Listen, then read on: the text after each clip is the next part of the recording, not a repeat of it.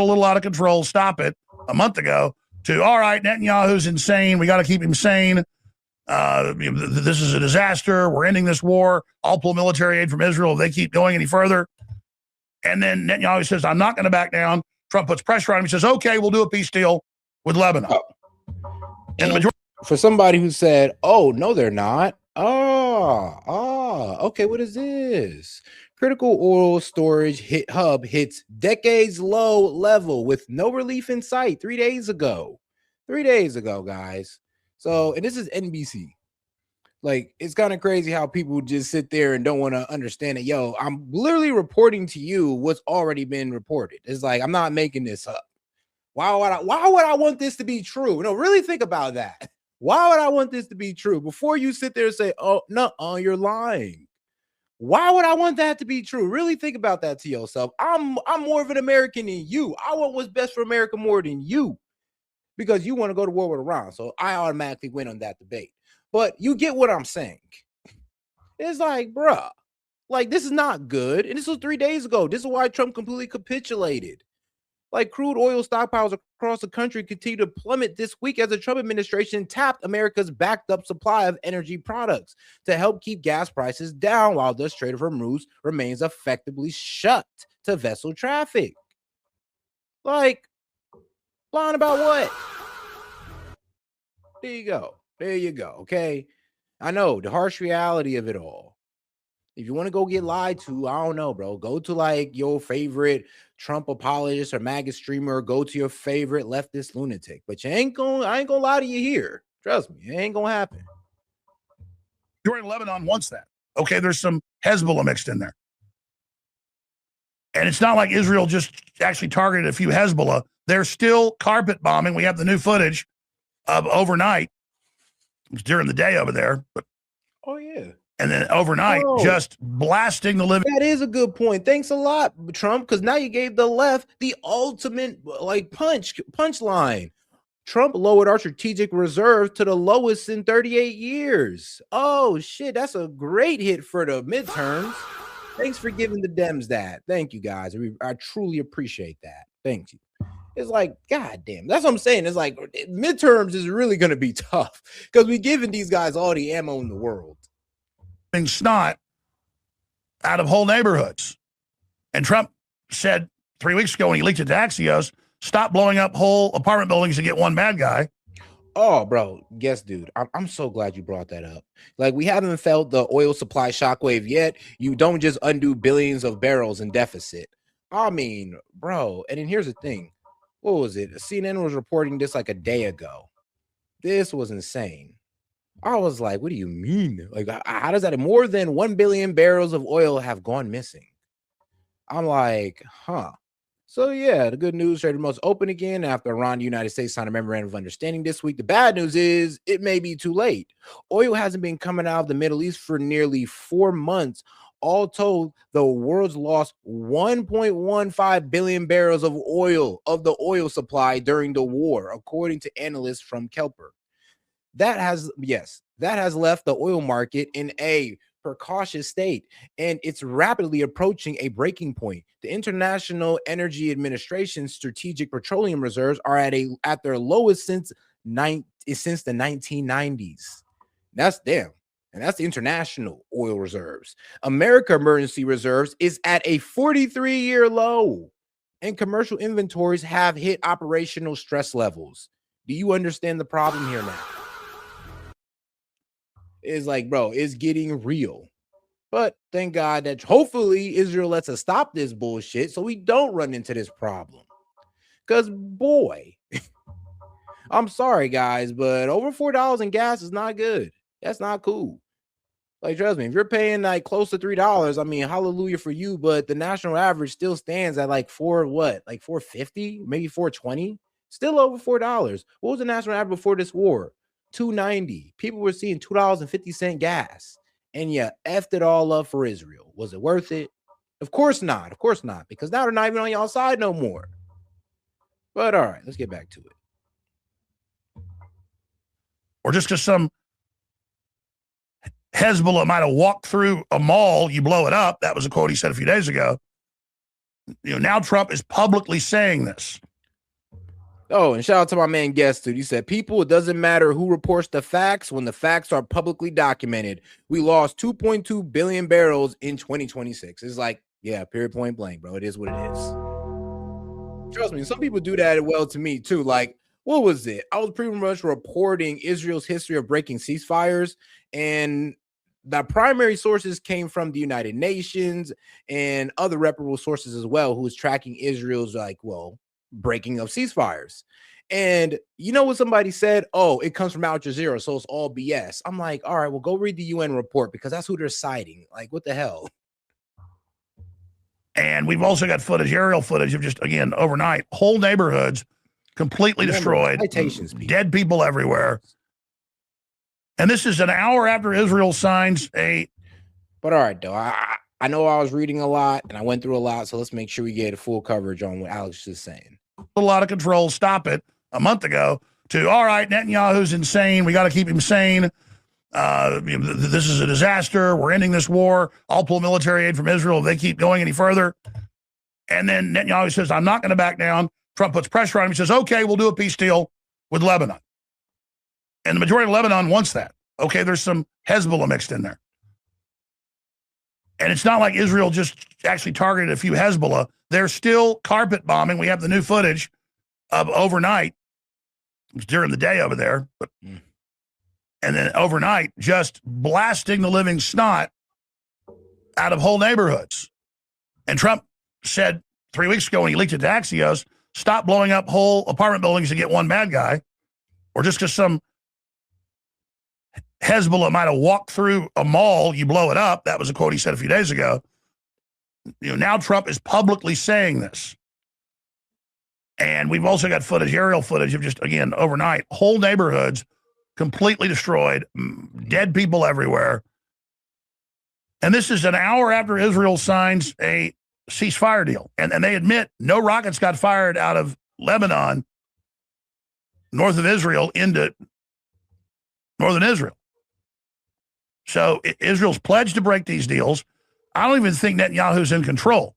It's Ben-Gvir. Over the last 4 or 5 days, when it looks like we're going to make a deal, stock market's up thousands. And remember, I believe I already explained to you who Ben-Gvir is, right? That's the guy who pretty much said that.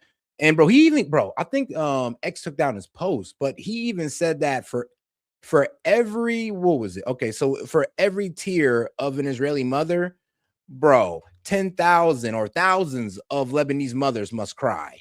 And then he said, Lebanon, all of Lebanon must burn.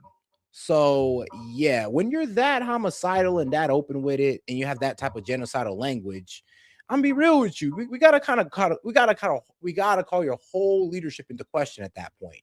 And I hope you guys would see that as a valid assessment right there, because genocidal language being used like that at the head of government kind of makes you wonder what Gaza was all about.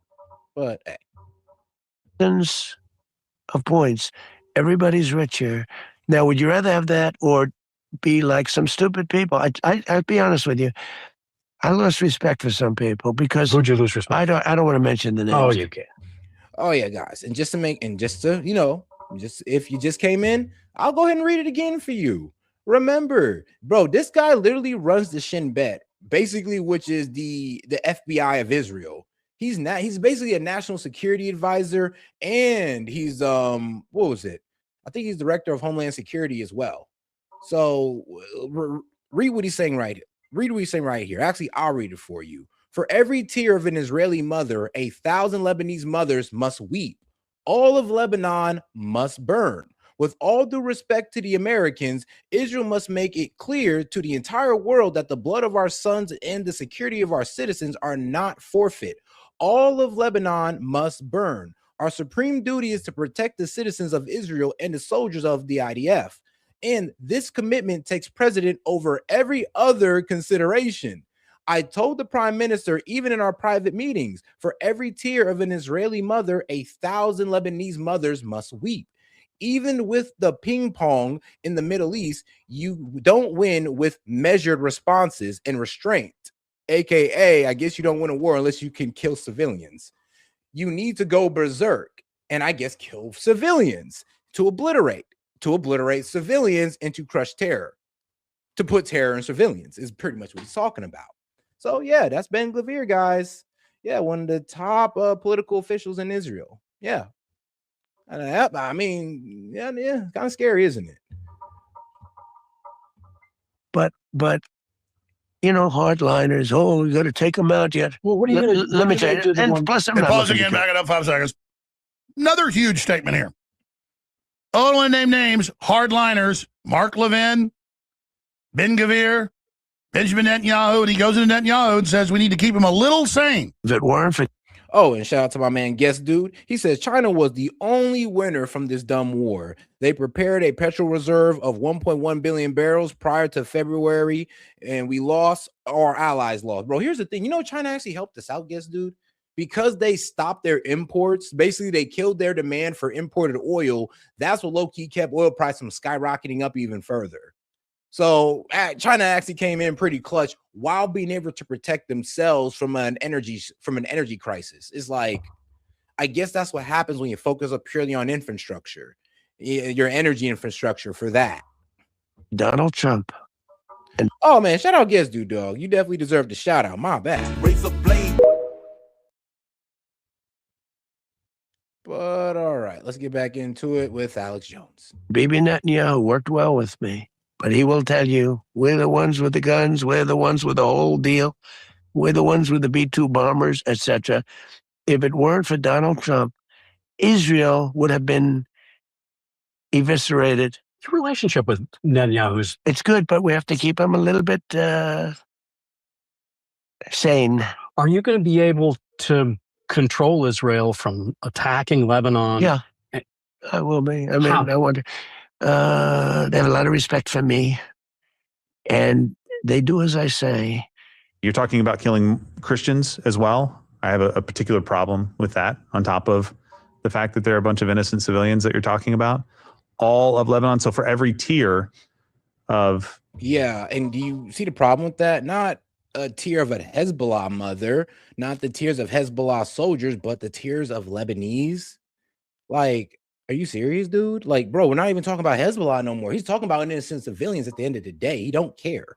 And they've been talking like this for a while. Use the same language with the Gaza, with the Palestinians too. Y'all sat back and accepted that. So hopefully y'all ain't just going to sit back and accept it again.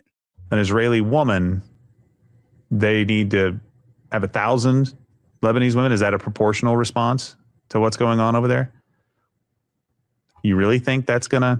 like ratcheting up the body count is going to win you what you're looking for? If you're looking to make sure the security of your citizens, the lives of the people within your borders are made better and secured and able to exist at all, you probably don't want to piss off the rest of the world and push them past kind of the final straw. Yeah.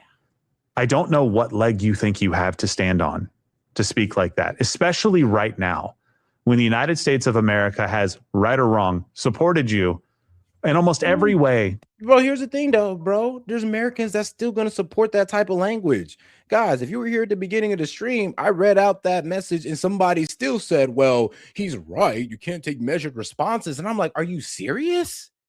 Bro, yeah. Somebody in my chat literally tried to defend what Ben Gvir said. And that's a problem. We got people in America that low-key feel this way, that think it's okay to think like this. Here's the thing, they consider themselves Christians. Possible for many, many, many decades. In fact, the only reason that you exist in the first place, as Donald Trump rightly said, is because of the United States of America. Period. Full stop. Of Israel's Iran war that has engulfed the planet in massive inflation and economic stagnation leading to collapse. I said this week, I said 2 weeks ago, I said Trump is legitimately now realizing he's been set up, trying to get out of this. I said, look for more intense attacks on Netanyahu. He called him insane yesterday in an interview with Axios. Strait of Hormuz is closed again 1 hour after Israel and Hezbollah agreed to a historic new ceasefire in Lebanon as Iran peace deal hangs in the balance. An hour or so after that happened, there's an overhead shot of that, Israel launched some of the biggest attacks yet on southern Lebanon, mainly Christian areas. Mainly Christian areas. Israel strikes killed 32 in Lebanon, putting U.S.-Iran talks in peril. Oh, and I was telling you guys that too. I was like, bro, you know they're destroying Christian villages, right? They've honestly displaced like a whole lot of Christians and Shia Muslims. And here's, I know y'all don't really care too much about the Muslims, but the Christians, guys, it's like for real? And they don't care. And remember, they said all of Lebanon. That includes the Christians too, guys, that y'all say y'all care oh so much about. Said Alex Jones. You really should care about all human life, but I do see that, you know, people in America tend to only care about Christian lives, which is, I guess, a bit weird. But I mean, I guess it's caring for your own side, I guess. Like with Nigeria, it's like you only cared that the Christians were being killed by Boko Haram. You didn't really care about the other Muslims. I mean, you didn't care about the Muslims and the innocent civilians that was being killed by Boko Haram as well. You just hyper focused on the Christians, which will probably do the same thing in Lebanon as well. Live.com, Al Jazeera reporting on as well. And even Gerald Morgan, who's a big Christian Zionist, really smart guy. I respect him. I understand his views. I agree with his politics 95%. He has now turned against the Likudniks and says they're mass murdering and they're insane and that they're empowering the Islamicists. And it's absolutely true, and that they're going to get Israel destroyed. You now have the former head. No, they create the Islamists. The Islamist radicals are created through Israel's crazy foreign policy of just complete destruction. That they create the radicals. Hamas was created through Israeli aggression. Hezbollah created through Israeli aggression. Like, they're creating the jihadists. Of the IDF army coming out and saying the same thing. You've got Trump coming out and saying the same thing in multiple clips. This is big news. And Israel bit off more than it could chew 3 weeks ago, announcing that they were going to basically merge with our military. And Netanyahu wrote the subsection of the Defense Authorization Act for 2027, Section 224. The Defense Department responded by saying it's a top national security threat.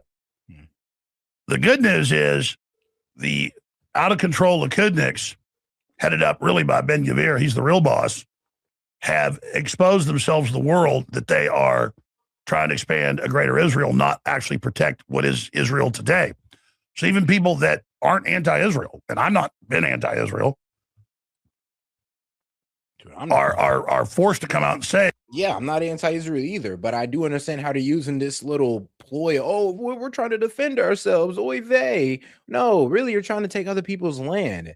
And then you sit there, attack them first, and then you tell the world, oh, no, they hit us first. Oh, no, they're just evil Muslims. They just want to destroy Israel, when you guys are the one attacking them and stealing their land and turning them into radical Jewish-hating Islamists.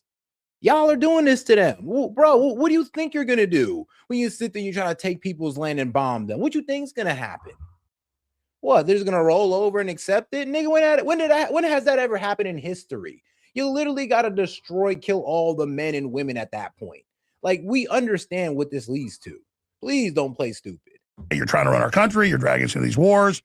You're primarying our leaders that are being reasonable, that are standing up for our sovereignty, like Thomas Massey and others. You're openly bragging about how you're going to censor and debank and attack with the ADL and the FBI anybody that questions you.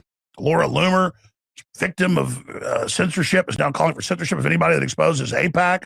Yeah, it's just wild to see all of this unfold. So I'm going to hit this first, biggest developments yet, and I am predicting that Trump is only going to get more hardcore and withdraw military support from Israel. He's already pulled back the refueling tankers 2 weeks ago.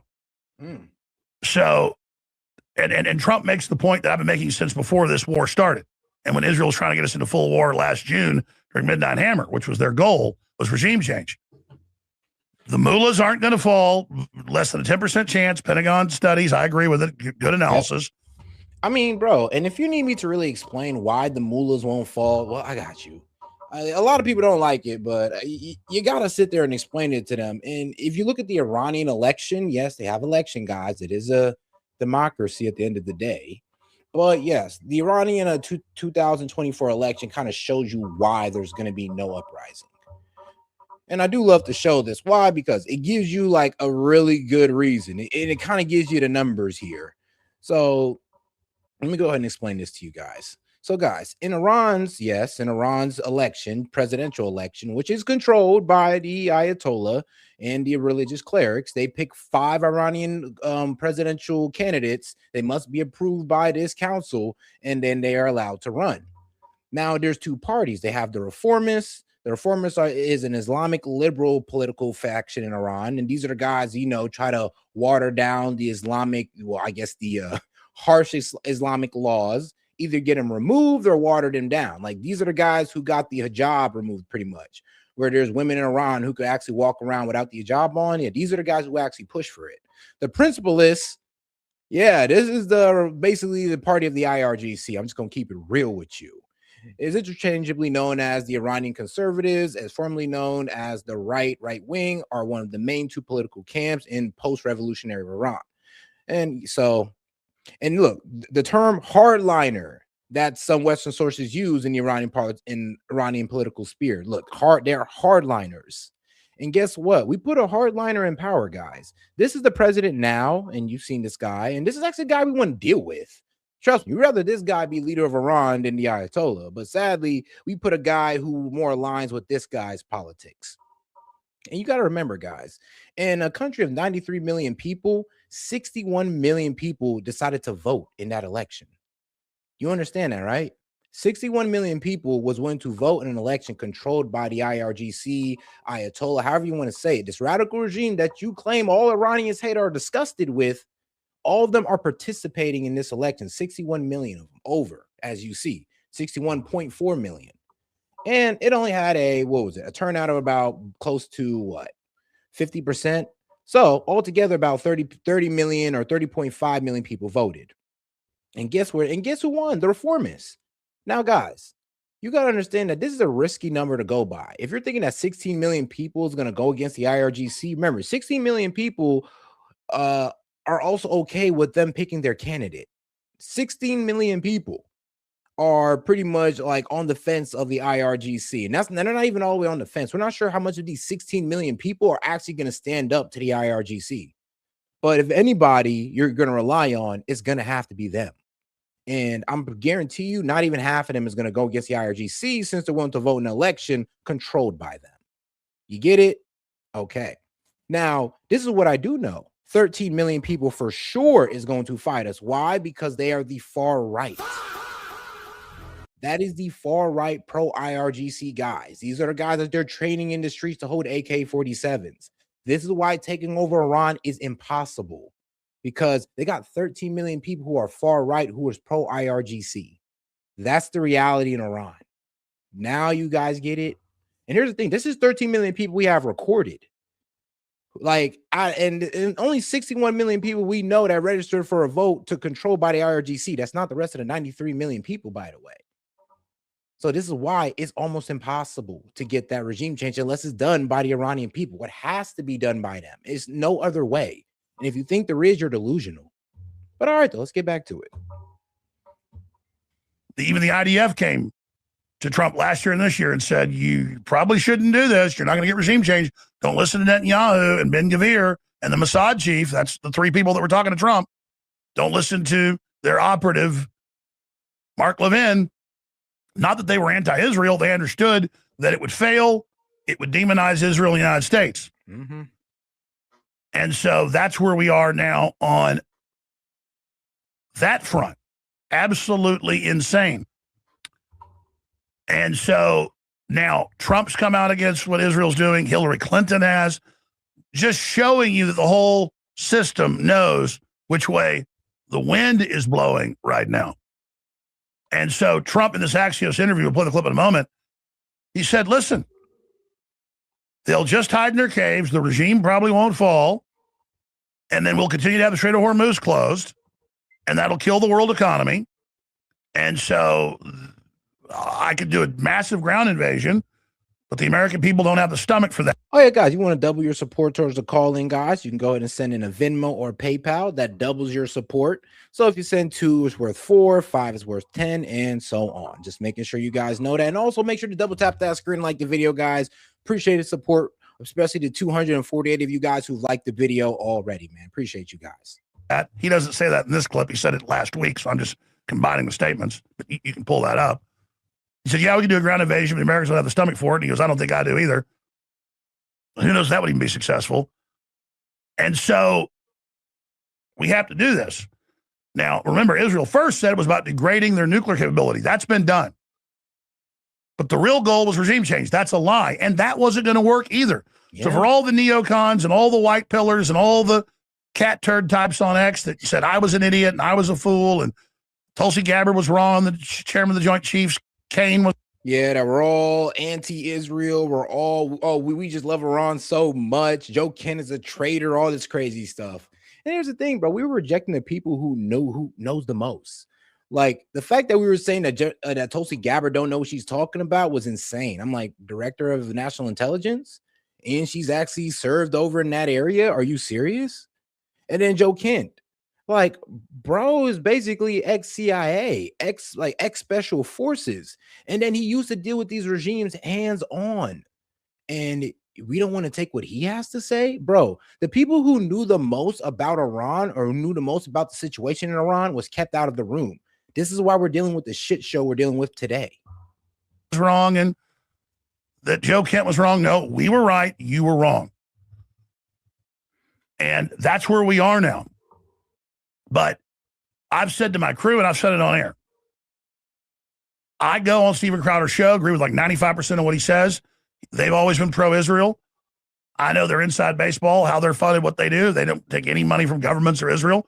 They legitimately are like, hey, we side with Israel, not the Muslims. They kind of look at it from that perspective. Yeah. And I can respect that view. I agree. No, that is true, though. Like, Steven Crowder do look at it from, well, and it's a very bad view of it, but I get it, is that, oh, well, if I go against Israel, I mean, I'm siding with the Muslims. And it's like, no, bro, you don't got to like the Muslims. You don't got to like the Muslims, too. We're just telling you got to understand how Israel is a detriment to our country. That's it. That's all you got to do. It ain't even that hard. We're not telling you to love the Muslims, okay, bro? You don't got to do all that. It's like, personally, me, I love Muslims and Christians and all that good stuff. Steven Crowder, he absolutely hates Muslims, to be honest with you.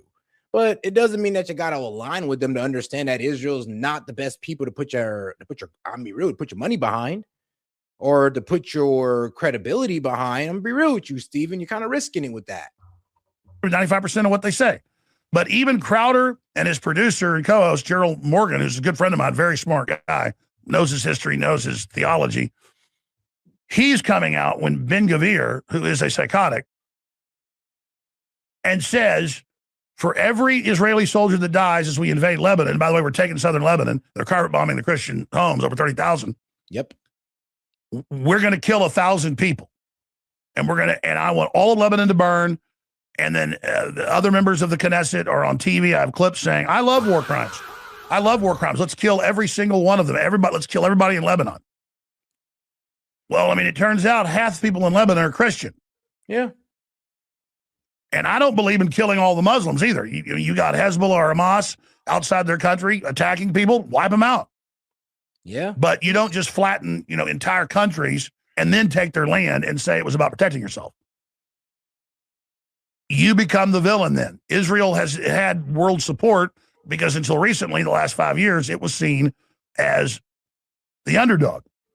And Israel played that well. Oh, this little bitty country, and look at us, and we're always being ganged up on it. And the Arabs have done that before because they didn't like what Israel was doing. Ethnic cleansing at the time, but on a smaller scale. Now that's all gone. Israel is by far the most unpopular country in the world. It's getting worse. The whole world's turning against it. And the Republicans are turning against Trump. That's the biggest issue, that in the economy. In the midterms coming up is these wars that Trump kept us out of the first administration. He was truthful about that. And then now he's done this about face, believing he get regime change. Well, now he knows that's not the case. So you listen to not the first Trump that I agreed with on foreign policy, and not the second Trump who I disagreed with on Middle Eastern policy, but we have the third Trump now that sounds like he had a brain transplant of Alex Jones last week. And that's what I said a few weeks ago. From my inside sources and seeing Trump's rhetoric, it was going from him just, okay, Israel, you're a little out of control, stop it, a month ago, to, all right, Netanyahu's insane. We got to keep him sane. This is a disaster. We're ending this war. I'll pull military aid from Israel if they keep going any further. And then Netanyahu says, I'm not going to back down. Trump puts pressure on him. He says, okay, we'll do a peace deal with Lebanon. And the majority of Lebanon wants that. Okay, there's some Hezbollah mixed in there. And it's not like Israel just actually targeted a few Hezbollah. They're still carpet bombing. We have the new footage of overnight. It's during the day over there, and then overnight just blasting the living snot out of whole neighborhoods. And Trump said 3 weeks ago when he leaked it to Axios, stop blowing up whole apartment buildings to get one bad guy, or just because some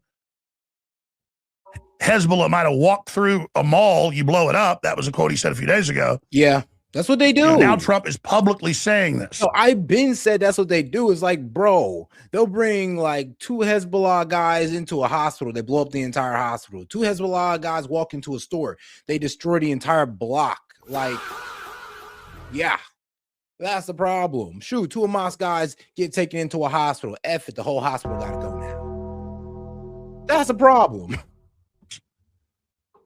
And we've also got footage, aerial footage of just, again, overnight, whole neighborhoods completely destroyed, dead people everywhere.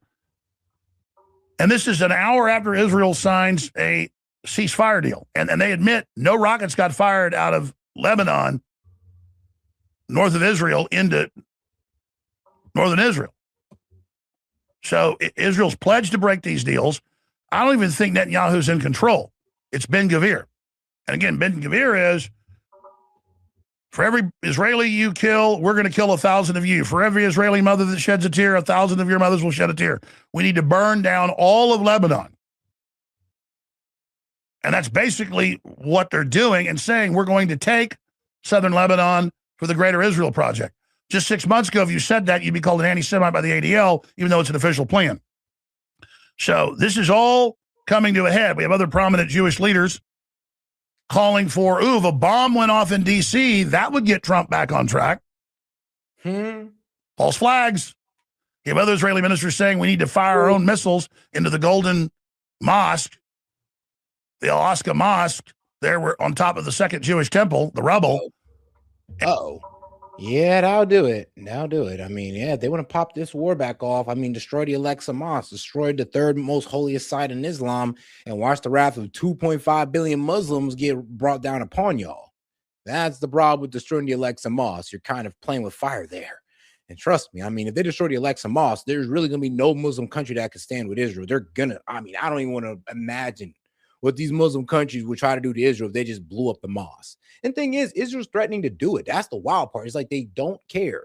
They've already sacrificed the red heifer. They already did a mass sacrifice in Gaza. They brought in the red heifer. They sacrificed the heifer. They spread the ashes. And now they're ready to destroy the Al-Aqsa Mosque and build a 3rd temple to bring in the Antichrist. Like, do you understand this? No, this is their actual eschatology, by the way. I just want to let y'all know. And blame it on Iran so we can take out Iran. I mean, they sit there like we're deaf, dumb, and blind, and like they're the adults at the big table, and it's Thanksgiving, and we're at the card table, little kids, you know, over there with our Kool-Aid, macaroni, and cheese, eating our boogers, and we don't hear and see what they're doing. Alaska, or like. So there have been people that are Christians, that are conservative, that think Islam's the main threat, which in many levels it is one of the main threats, and they just say, well, I'm going to stick with Israel because they're fighting the Muslims. But I argue with Gerald before on air. Yeah, and he has to admit I'm right. I mean, that's a pretty stupid ass position. I'm against Israel because they're fighting the Muslims, even though they're the ones who attacked the Muslims first and pretty much radicalized these people. It's like, are you serious?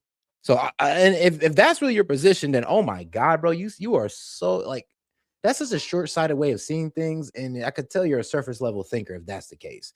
If your case is, well, Israel's against Muslims, so I like Israel, that's crazy.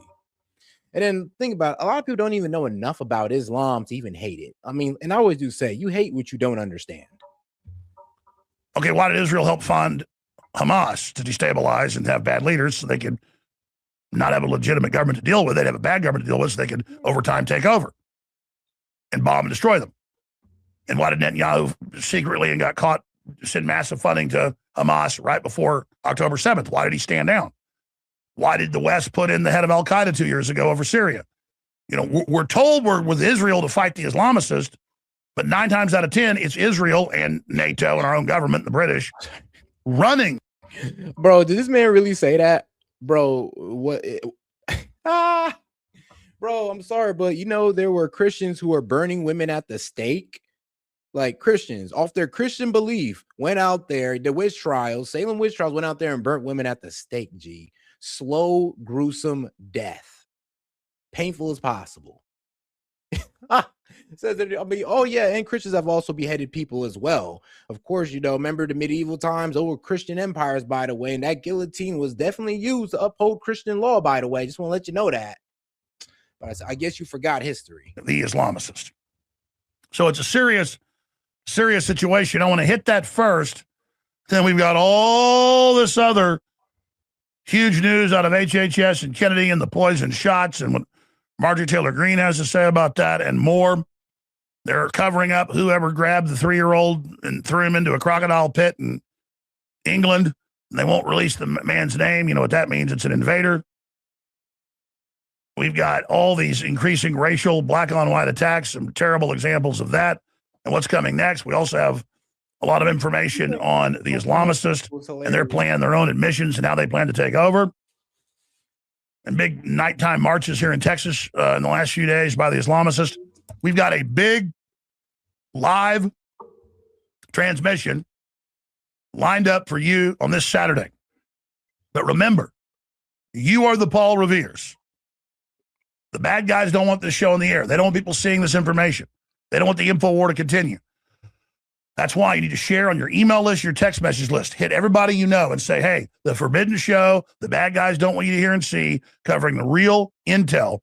And you know, the guy and his guests and his reporters have the most highly accurate history of being very, very on target when it comes to predicting the future. This is the show to listen to. Here's the link, alexjoneslive.com. Go there. You can find the live video feeds, the audio feeds. It's all free. The articles, the video. That's probably the fairest criticism of Muslims I can give somebody. It's like praying in the streets is stupid as hell. And here's the thing. If you don't know, bro, Muslims hate that shit as well. Like Muslims kind of see that as wrong as well. So trust me, like both sides are absolutely irritated. Non-Muslims and Muslims alike are irritated when Muslims just sit there and pray in the street. Especially there was this one guy, bro, literally took out the prayer rug in line at the truck stop and got out and started praying. I was like, bro, while trucks were behind him, it was absolutely insane. So trust me, I get it. There's some Muslims out there who are absolutely ignorant, absolutely and whose actions are unacceptable. But that's a small group. And for you to sit there and try to make it all of them is asinine. The special reports at alexjoneslive.com. That you're doing. And promote that URL on X, on Instagram, on Facebook.